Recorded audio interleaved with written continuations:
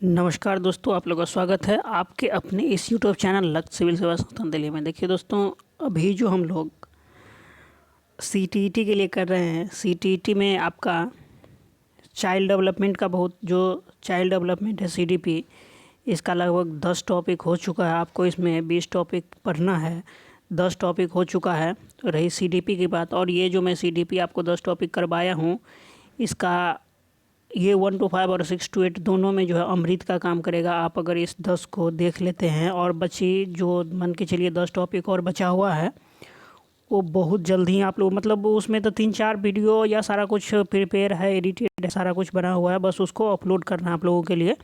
तो बच जाता है 5-7, लेकिन मान के चलिए अभी 10 ही आप लोग तक पहुँचा है और 10 बचा हुआ है। उसके बाद बात आ जाती है पर्यावरण अध्ययन का। तो पर्यावरण अध्ययन में जो टॉपिक पढ़ना है उसमें लगभग 8 से 10 टॉपिक पढ़ना है। उसमें 3 टॉपिक हो चुका है और 4-5 टॉपिक इसमें बचा हुआ है। उसके बाद हिंदी का भी कुछ बाकी है, हिंदी कुछ करना है। तो आप लोग के लिए जो है बहुत कुछ, देखिए मैं बहुत जल्दी जल्दी कर दूंगा, मेरे करने से कुछ नहीं होगा, आपके करने से मेनली रूप से होता है।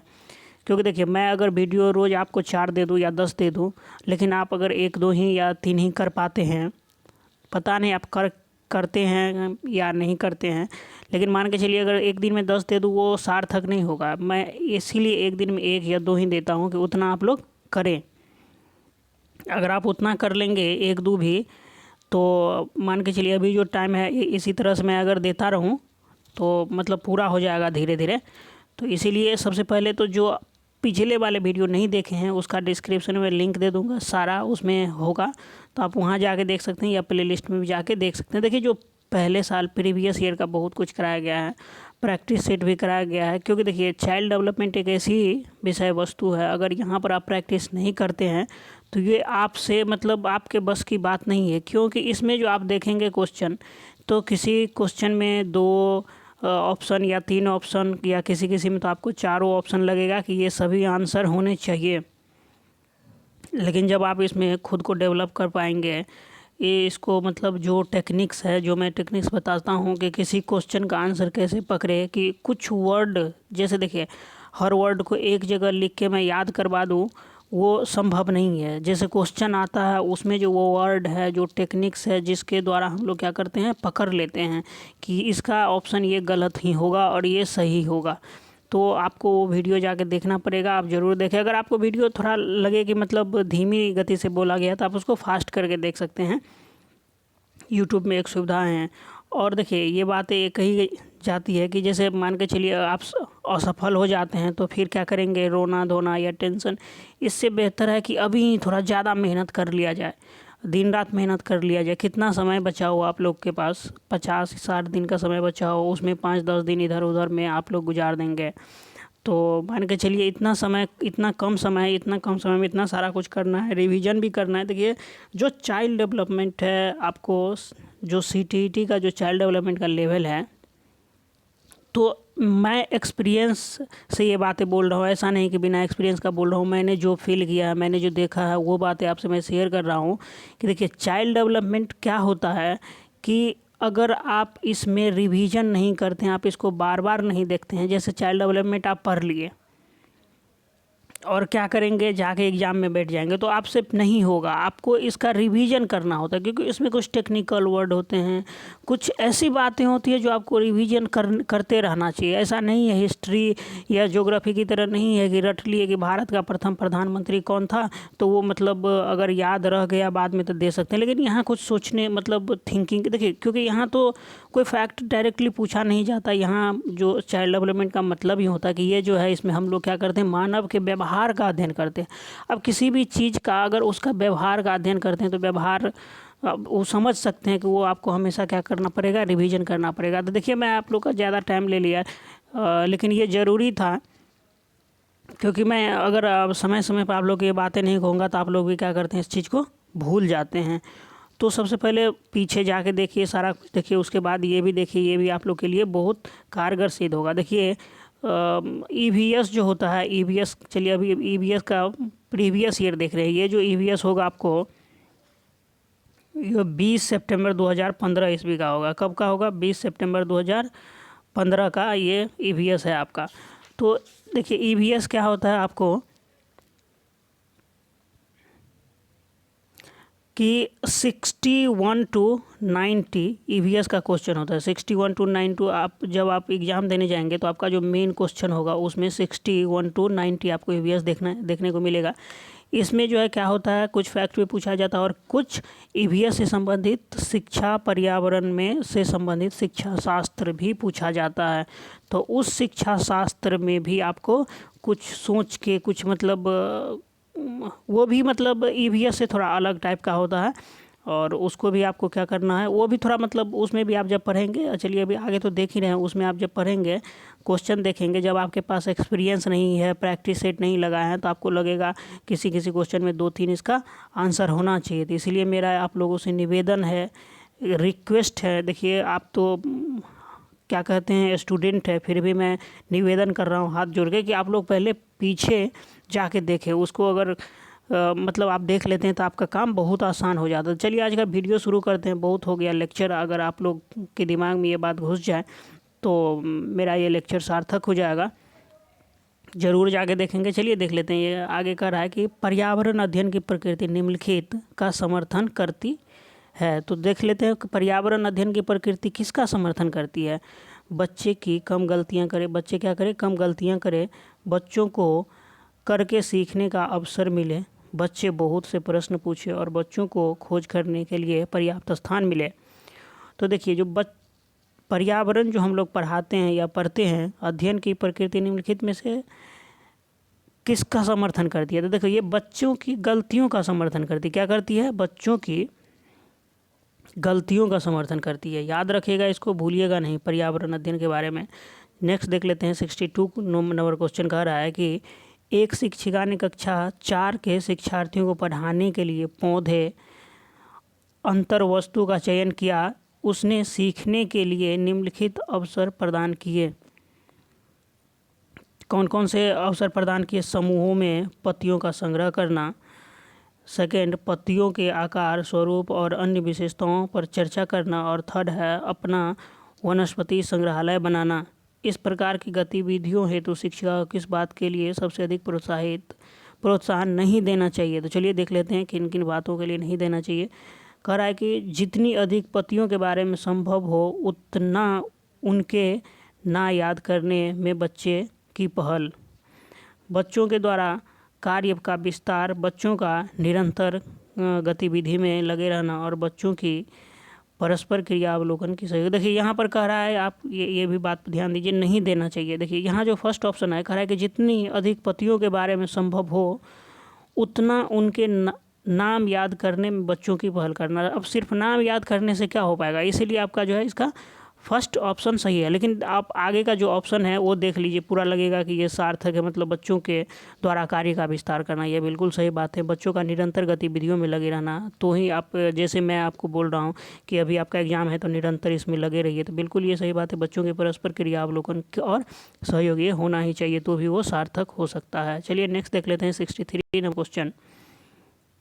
63 आपका कह रहा है कि शिक्षार्थियों का आकलन करते समय पर्यावरण अध्ययन की शिक्षिका को निम्नलिखित में से क्या नहीं करना चाहिए। देखिए जब आप क्वेश्चन पढ़ते हैं, एग्जाम में पढ़ते हो, घर में पढ़ते हो या प्रैक्टिस सेट लगाते हो, यहाँ जहाँ कहीं भी, तो आप क्वेश्चन को जो है गौर से पढ़ने का मतलब प्रयास करें, गौर से पढ़ें। क्योंकि देखिए जब आप पूरा क्वेश्चन पढ़ लेते हैं, समझ जाते हैं, लेकिन जब लास्ट में आप नहीं पढ़ पाते हैं तो आपका क्वेश्चन क्या हो जाता है, बिल्कुल तभी आप जब उत्तर देखेंगे तो आपका फर्स्ट या सेकंड को जो ऑप्शन फर्स्ट में या सेकंड में जो आपको लगेगा उसको आप टिक करके आएंगे, लेकिन यहाँ तो आपका सत्यानाश होने वाला है क्योंकि यहाँ क्वेश्चन में नहीं है, समझे।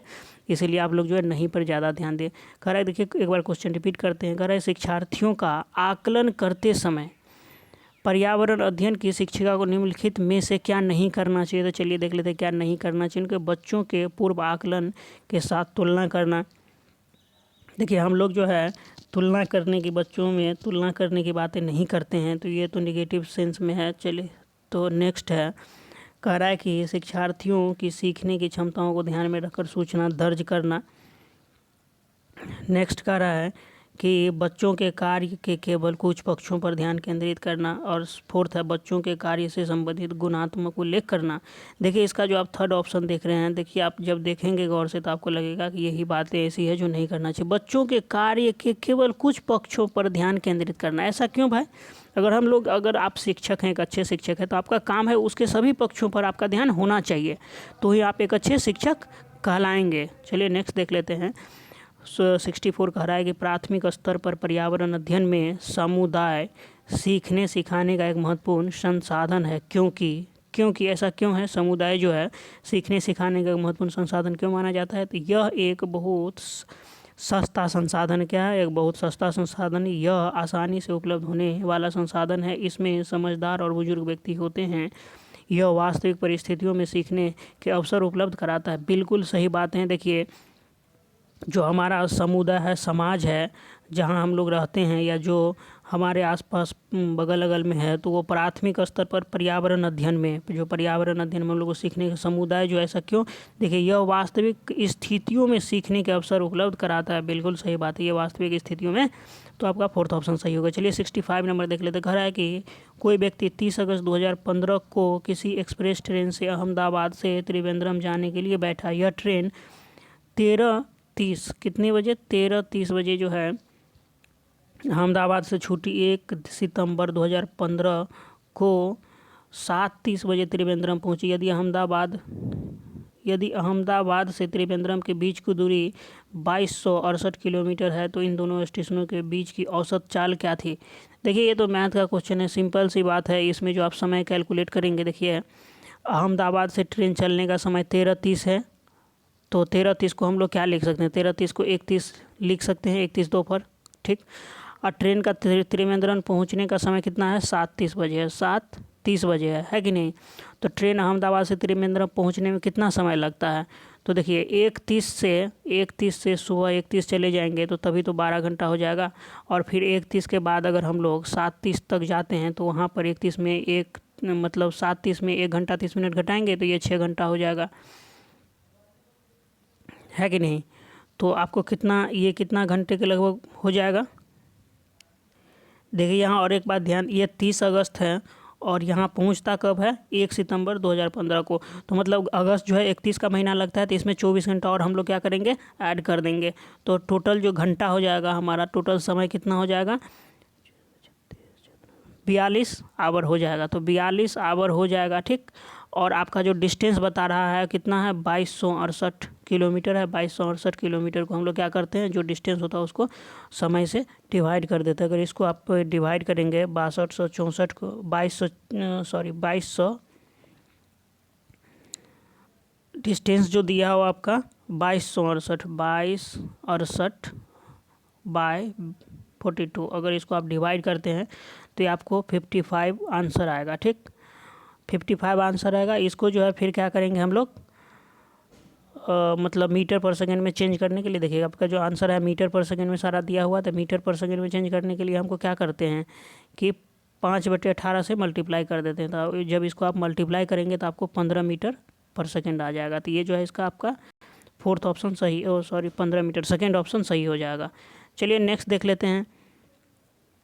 नेक्स्ट आपका है 65 हो चुका, 66 से देख लेते हैं। देखिए 66 नंबर क्या कर रहा है? 66 देख लीजिए, यहाँ पर कह रहा है कि गुरप्रीत पहली बार रेलगाड़ी से नई दिल्ली से चेन्नई गए। कहाँ से? देखिए नई दिल्ली से चेन्नई गया। अपनी रेल यात्रा में उसकी गाड़ी के द्वारा निम्नलिखित में से किस नदी को पार करने की संभावना है? देखिए आप यहाँ नई दिल्ली से चेन्नई, नई दिल्ली कहाँ पर है? मतलब एकदम आपको यहाँ कह सकते हैं कि वेस्ट में, मिडिल वेस्ट में, ठीक। और वहाँ से अगर वो चेन्नई जाएगा, चेन्नई का मतलब तमिलनाडु, मतलब ऐसे होते होते पश्चिमी तट से ऐसे चेन्नई जाएगा, है कि नहीं?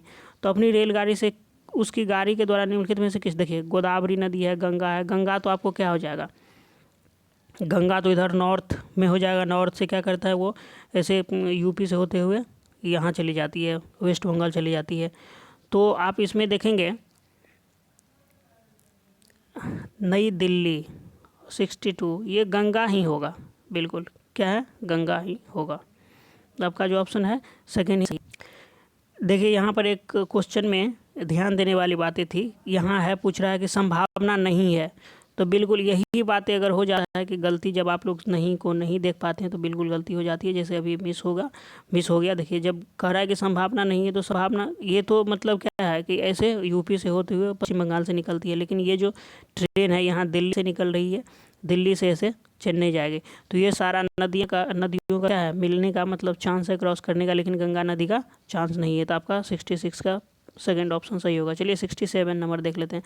कह रहा है हमारे देश में निम्नलिखित स्थानों में कौन सा ठंडा रेगिस्तान है। तो ठंडा रेगिस्तान है, देखिए जो लद्दाख आप लोग सुने होंगे, लद्दाख जो है वहाँ पर क्या है, हमेशा बर्फ़ जमी रहती है, तो वो क्या है, लद्दाख में जो है ठंडा रेगिस्तान देखने को मिलता है। 67 का सेकंड ऑप्शन। चलिए नेक्स्ट देख लेते हैं। कह रहा है कि 68 क्या है, कक्षा 5 की 68 में कह रहा है कि कक्षा 5 की पर्यावरण अध्ययन की पाठ्य पुस्तक का एक पाठ उसी से गर्म डॉक्टर जाकिर हुसैन द्वारा लिखी गई एक कहानी है। उन्होंने बच्चों के लिए ऐसी कई कहानियाँ लिखी है। अपनी मृत्यु के समय वे थे। तो चलिए देख लेते हैं क्या थे। तो वो जो है मृत्यु के समय भारत के राष्ट्रपति थे। क्या थे? डॉक्टर जाकिर हुसैन अपनी मृत्यु के समय भारत के राष्ट्रपति थे। 69 कह रहा है कि खाद्य संरक्षण के लिए निम्नलिखित में से कौन सा जोड़ा ठीक नहीं है। खाद्य संरक्षण के लिए पूछा जा रहा है, कौन सा जोड़ा ठीक नहीं है। देखिए आलू का चिप्स बनता है, बिल्कुल सही बातें हैं। दूध का पनीर बनता है, लेकिन ये खाद्य संरक्षण के लिए निम्न कौन सा जोड़ा ठीक नहीं है। तो दूध का पनीर, देखिए सेब का जैम बनता है, कच्चा आम का अचार बनता है, ये भी खाद्य संरक्षण, मतलब जिसको सुरक्षित रख सकता है अधिक दिनों के लिए, लेकिन इसको नहीं रखा जा सकता, इसीलिए आपका मतलब सेकेंड ऑप्शन ही 69 का। देखिए खाद्य संरक्षण की दृष्टि से जो क्या है, दूध और पनीर जो है का जोड़ा सही नहीं है। क्यों सही नहीं है? कि अगर दूध से हम लोग पनीर बनाते हैं तो ज़्यादा देर तक संरक्षित नहीं किया जा सकता है, बिल्कुल नहीं किया जा सकता।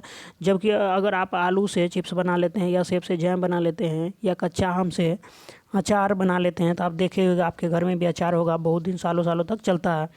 तो उस खाद्य संरक्षित इसको नहीं किया जा सकता, इसीलिए ये ऑप्शन सही नहीं है आपका। चलिए 70 नंबर देख लेते हैं। 70 नंबर क्या कर रहा है कि घरों को नीचे दी गई विशिष्टताओं पर विचार कीजिए। घरों जो विशिष्टताएं दी गई घरों के बारे में, वो चलिए देख लेते। कह रहा है कि निचली मंजिल में कोई खिड़की नहीं है।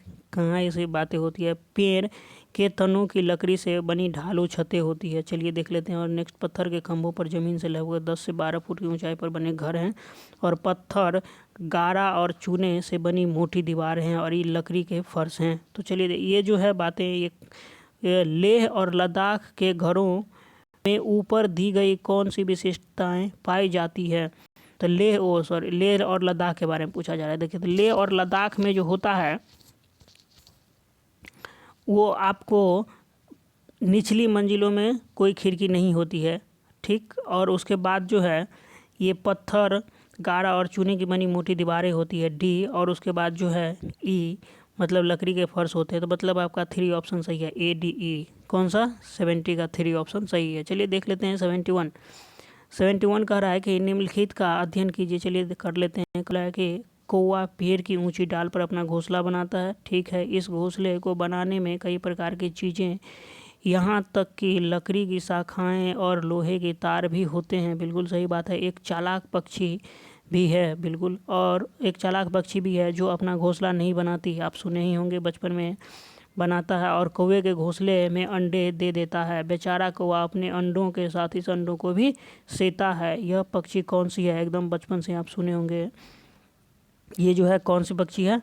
कोयल ऐसी पक्षी है। ये बहुत ही, इसको इंटेलिजेंट, तेज बोला मतलब समझा जाता है। ये क्या करता है, अपना जब अंडा देना होता है तो ये कौवे के घोंसला में जाके अपना अंडा दे देता है, और कौवा क्या करता है, उसे अपना अंडा समझ के उसको सेता है, उसका सब मतलब बड़ा होता है, फिर ये क्या करता है, मतलब यहाँ से अपना बच्चा ले जाता है। तो ये मतलब एक पक्षी के बारे में थी। निम्नलिखित में देखिए इस टाइप का क्वेश्चन पूछा जाता है हर साल, पक्षी से संबंधित आपको 1, 2, 3 क्वेश्चन देखने को मिलेगा। तो कह रहा है कि निम्नलिखित में से, तो जब इसमें और एक बात बता दूं कि देखिए आपका जो है मतलब टॉपिक वाइज, इसमें जैसे परिवार से पूछा जाता है, जो पेड़ पौधे होते हैं उससे पूछा जाता है, तो जो सारा टॉपिक वाइज आपको मतलब अंदर मिल जाएगा।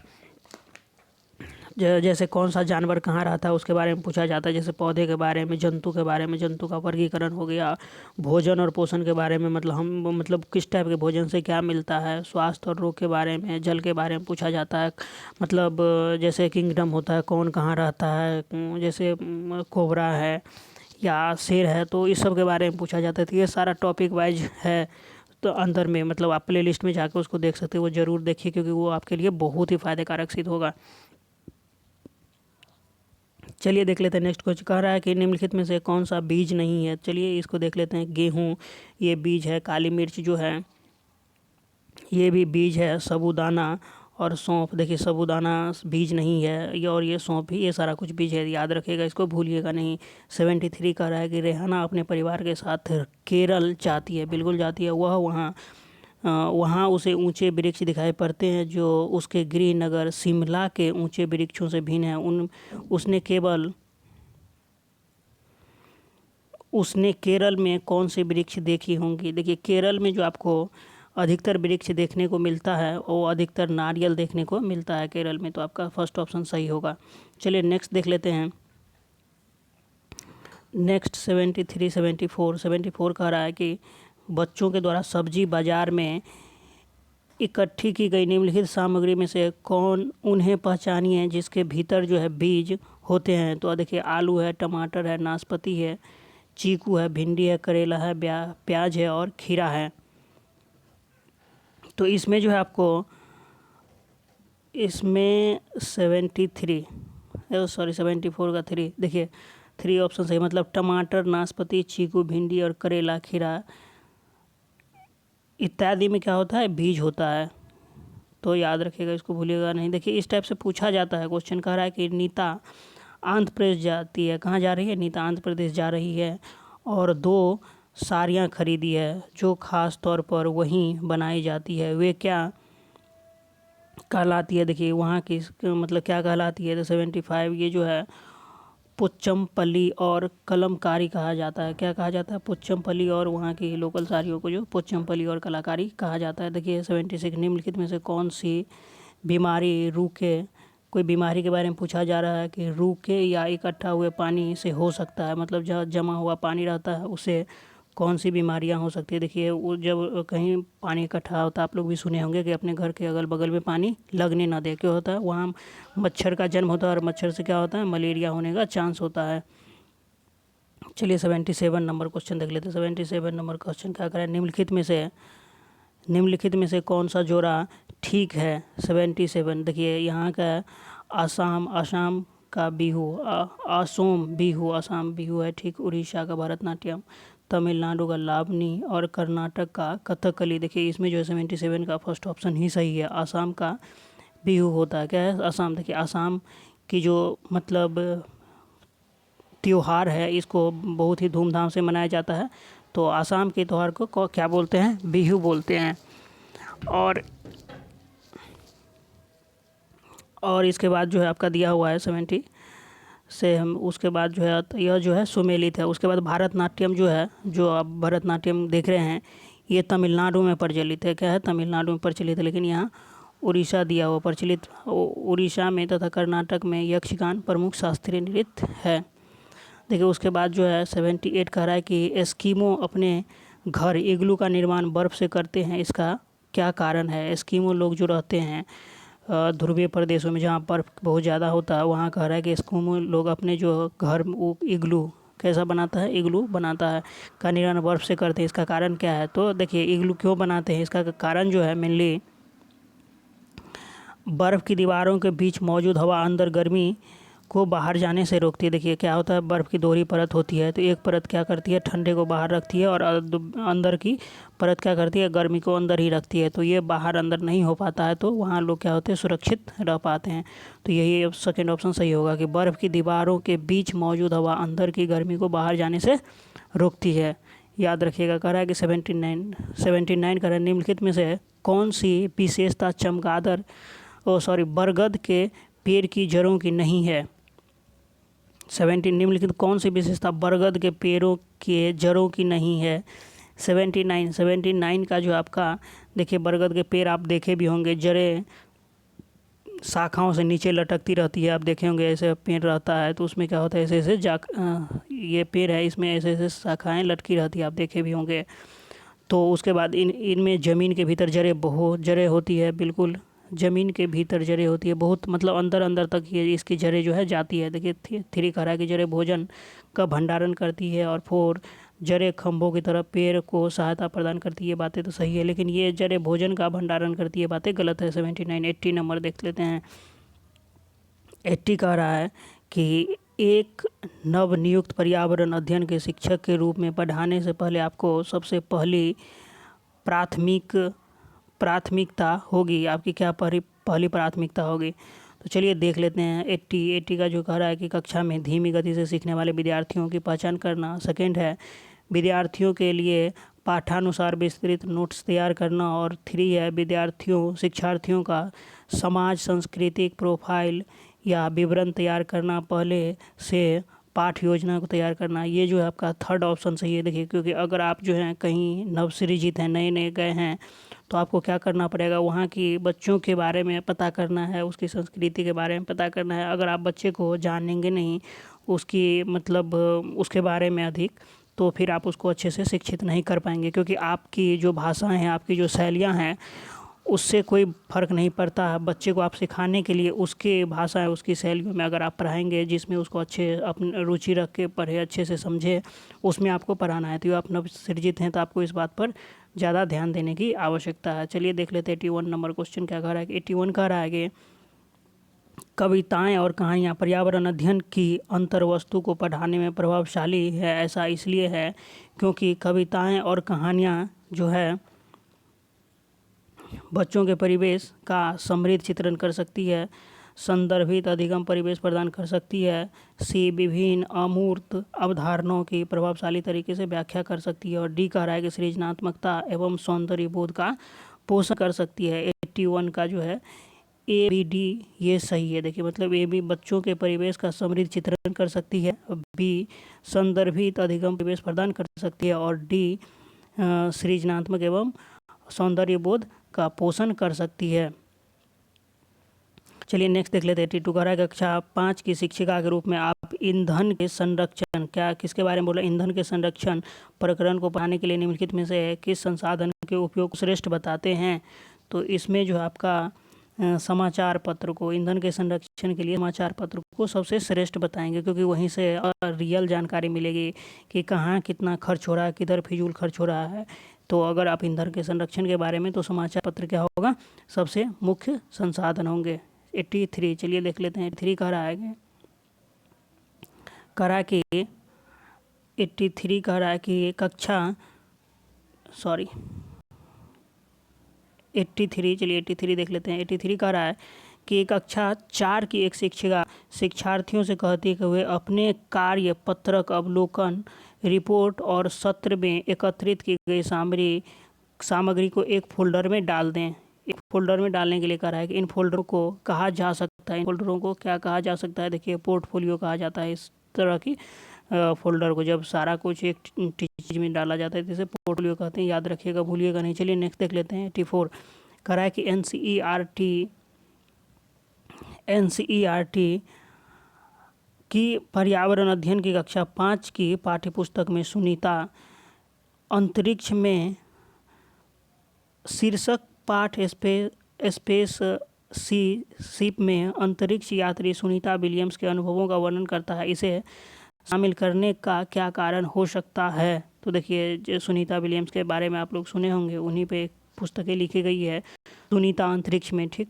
तो ये जो है अगर आप क्या करते हैं, शामिल करते हैं, क्या कारण हो सकता है। यह घटना अंतरिक्ष यात्रियों की ज़िंदगी को झांकने का अवसर देती है। क्या देती है, अवसर देती है। ये जो है बी घटना स्पेसशिप में भौतिक स्थितियों का वर्णन करती है। सी यह घटना स्त्री पुरुष लिंग जेंडर रूढ़िवादिता को चुनौती देती है। और डी कह रहा है कि यह घटना गुरुत्वाकर्षण की अवधारणा को समझने में मदद करती है। देखिए 84 का जो आपका ए बी सी ये सही है, मतलब सेकेंड ऑप्शन सही है, ए बी सी, डी गलत है। ये गुरुत्वाकर्षण की अवधारणा को समझने में मदद करती है। 84 चलिए 85 देख लेते हैं। 85 क्या कह रहा है कि 85 कह रहा है आपका पर्यावरण अध्ययन की एक शिक्षा निम्नलिखित कारणों में से अपनी कक्षा का प्रारंभ कुछ प्रमुख प्रश्न पूछते हुए करती है। सबसे कम प्राथमिकता वाला कौन सा है, उसे चुनिए। तो सब देखिए कह रहा है कि शिक्षार्थियों को चिंतन उद्दीपित किया जा सकता है। क्या किया जा सकता है? शिक्षार्थियों के चिंतन। देखिए यहाँ पर एक चीज़ और आप याद ध्यान रखें कि सबसे कम प्राथमिकता वाला, सबसे कम पूछा जा रहा है। जो आपको अगर प्रभावशाली लगे अधिक, तो आप उसको क्या कर सकते हैं, वो आपका ऑप्शन सही है। आपको सबसे कम प्राथमिकता वाला चुनना चाहिए। तो शिक्षार्थियों का चिंतन उद्दीपित किया जा सकता है। तो देखिए ये सही बातें हैं। शिक्षार्थियों का चिंतन क्या किया जा सकता है? उद्दीपित किया जा सकता है। सेकंड कह रहा है कि प्रश्न शिक्षार्थियों में उत्सुकता जगाते हैं। ये बातें भी सही है। और प्रश्न प्रकरण को संदर्भपरक बनाने में मदद करते हैं। ये बातें भी सही लग रही है। चलिए नेक्स्ट देख लेते हैं। कह रहा है कि शिक्षार्थियों का चिंतन सीमित किया जा सकता है। देखिए जब ये सीमित करने की बात आ गई तो ये आपका मतलब क्या है कि ये बातें बिल्कुल क्या है, सार्थक नहीं है। तो इसको प्राथमिकता मतलब सबसे कम प्राथमिकता दी जानी चाहिए। तो इसीलिए आपका जो है फोर्थ ऑप्शन सही होगा। 86 देख लेते। कह रहा है कि किसी क्रियाकलाप के लिए समूह बनाते हुए सामाजिक अध्ययन के शिक्षक को चाहिए कि वह जो है सुनिश्चित करे कि लड़के लड़कियों के समूह अलग अलग हो। ऐसी बातें नहीं होनी चाहिए। उनके अंकों के अनुसार समूह बनाए, ये भी बातें नहीं होनी चाहिए, क्योंकि ये के सेपरेशन की बातें आ गई। केवल 2 समूह बनाए और प्रत्येक में बहुत से विद्यार्थी हो। 4 कर रहा है कि सभी प्रतिभागियों की सहभागिता और सहयोग सुनिश्चित करें। ये बिल्कुल सही बातें हैं, क्योंकि देखिए सभी प्रतिभागियों की सहभागिता और सहयोग सुनिश्चित करें, ये बातें सबसे प्रभावशाली, ये बातें सबसे सही है। चलिए 87 नंबर देख लेते हैं। 87 कर रहा है कि प्राथमिक स्तर पर पर्यावरण अध्ययन की पाठ्यपुस्तक में निम्नलिखित में से कौन सी विशेषता नहीं होनी चाहिए। तो चलिए देख लेते हैं। कह रहा है कि प्राथमिक स्तर पर पर्यावरण अध्ययन की पाठ्यपुस्तक में निम्नलिखित में से कौन सी विशेषता नहीं होनी चाहिए। तो यह जो है शिक्षार्थियों की, इसमें देखिए ये बातें आप ध्यान रखिए कि नहीं के बारे में पूछा जा रहा है। किसके बारे में? नहीं के बारे में पूछा जा रहा है, तो हमको वो चूज करना है। यह शिक्षार्थियों की वैविध्यपूर्ण पृष्ठभूमि की ज़रूरतों को पूरा करती है। यह वास्तविक कहानियों और घटनाओं को शामिल करती है। यह परिभाषाओं और अमूर्त अवधारणाओं की व्याख्या करने पर ध्यान केंद्रित करती है। और यह प्राकृतिक और सामाजिक सांस्कृतिक परिवेश की एकीकृत तरीके से प्रस्तुत करती है। आपका 3 ऑप्शन ही सही है। 87 का 3। 88 देख लेते। करें पर्यावरण अध्ययन शिक्षण के संदर्भ में राष्ट्रीय पाठचर्या की रूपरेखा जो NCF है, नेशनल करिकुलम फ्रेमवर्क जो है 2005, निम्नलिखित में से किसे प्रस्तावित नहीं करती है।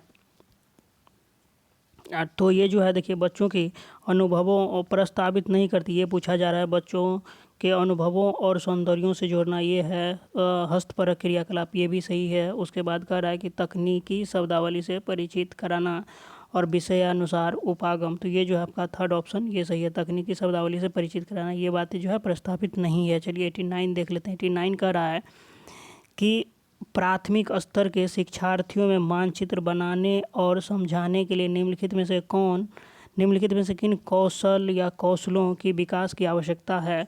तो ये स्थानों की सापेक्ष स्थिति को समझना, बी स्थानों की सापेक्ष दूरी और दिशाओं को समझना, सी प्रतीकों और स्केल पैमानों को समझना, स्केल पैमाने के अनुसार स्पष्ट ड्राइंग बनाना। तो 89 का जो है आपका ये बी सही है, मतलब ए बी और सी सही है। देखिए स्केल पैमाने के अनुसार स्पष्ट ड्राइंग बनाना, ये बातें सही नहीं है।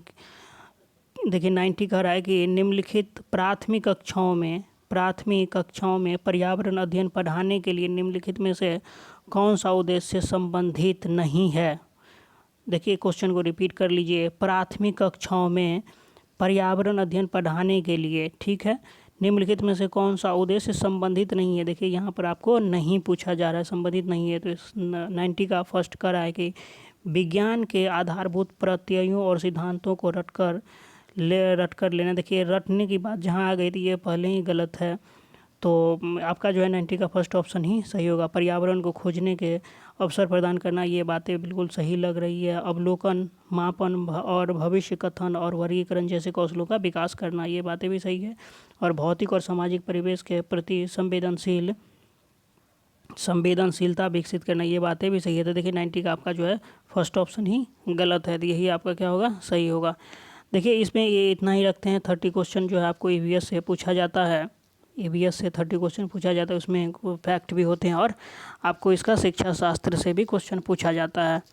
तो इस वीडियो में बंधु इतना ही रखते हैं। आप लोगों से रिक्वेस्ट है कि थोड़ा आप इसको शेयर करें, और अगर आप चैनल पे नए हैं तो चैनल को आप सब्सक्राइब लें। यहाँ आपको मिलता है एजुकेशनल वीडियो के साथ साथ लेटेस्ट न्यूज़, किसी भी जॉब अपडेट के बारे में कुछ भी न्यूज़ आता है तो आपको इसके बारे में सारा कुछ मिलता है। यहाँ आपको मिलता है NTPC के बारे में, जो अभी NTPC का एक सीरीज चल रहा है जिसमें प्रीवियस ईयर ओनली कम से कम आपको 60-70 प्रीवियस ईयर जो क्वेश्चन पूछा जा चुका है उसी को कहीं ना कहीं से डाउनलोड करके कहीं ना कहीं से उसको अवेलेबल करवाया जा रहा है। जैसे आप लोगों के जैसे स्टूडेंट से ही जिसके पास भी हो तो वो अवेलेबल करवा करके क्या किया जा रहा है, आपको कम से कम 50 से 60 जितना 2016 में वो तो आपको दिया ही जाएगा। उससे पहले भी NTPC का आपको चाहिए तो वो भी आपको मिल जाएगा। उसके ग्रुप डी का मतलब 50-60 जो है उसका भी मिलेगा, CTET का तो मिल ही रहा है। तो चलिए इस वीडियो में इतना ही रखते हैं। आपका दिन शुभ हो। Thanks for watching. जय हिंद, जय भारत।